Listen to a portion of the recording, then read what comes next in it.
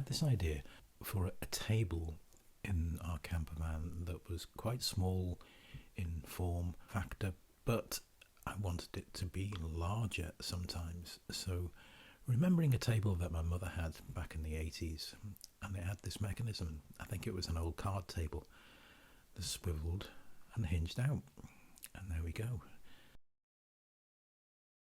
It's a very simple design, or so it seems, but it's actually quite difficult to figure out the pivot point, but that's another story.